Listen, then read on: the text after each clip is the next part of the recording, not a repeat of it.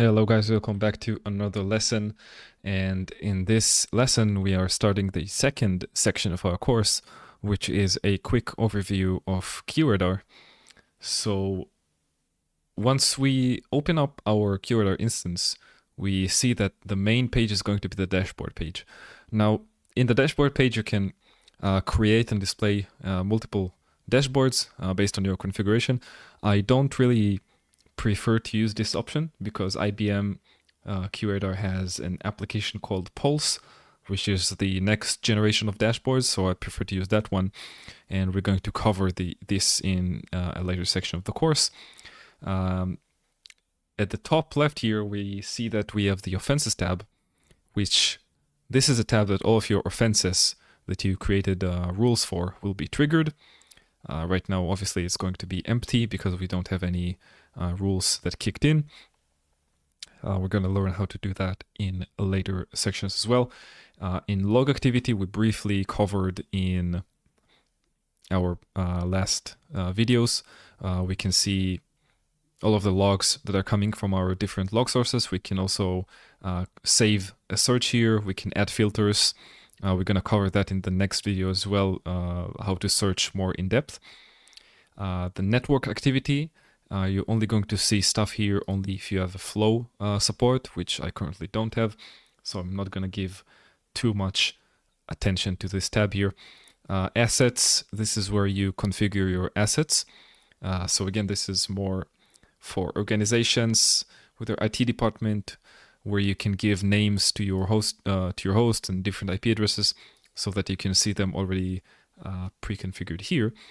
Again, I'm not going to use assets in this course, so not too much to cover here.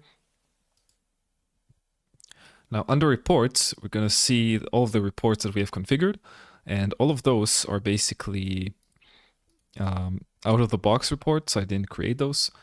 And we're also going to cover reporting more in depth in later sections of the course. This is just a brief overview of all of your tabs. Risks. Again, this requires a different kind of appliance, so I'm not going to cover that here as well. Vulnerabilities. Again, out of scope for this course.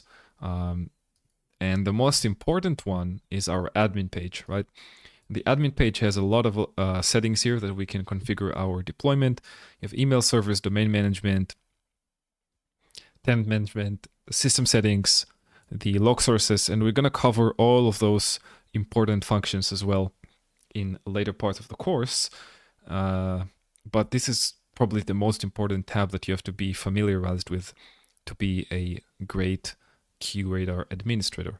And like I said, the Pulse, apparently it comes pre-configured with the newer versions of QRadar. Right now, it's not going to show us much, but again, we're going to see how to create high-quality dashboards in later sections of the course. And the Use Case Manager is it's my favorite application. It's basically not configured yet, which we're going to do again in later parts of the course. But this is your application that you want to use when dealing with correlation rules. You can also do that from offenses in the rules tab here. You can see all of the rules. I don't really like this interface. Sometimes you have to use it, but this is like a good backup options if for some reason your use case manager is not working and you can't fix it. So you have that as a failover. Right, and after we covered all of the main tabs here, if you go to the top right here, this is our QRadar store, which you can download applications from the IBM QRadar here. We're going to cover that as well in later sections. And right here you have your notifications, which is also a very important window. And you have your user preferences here. So this was a very, very quick overview just to get you familiarized with what kind of tabs you have on QRadar, what each tab is meant for, and each of the important functions of the different tabs we're going to cover in their respective sections. So thank you guys for watching, and I will see you in the next video.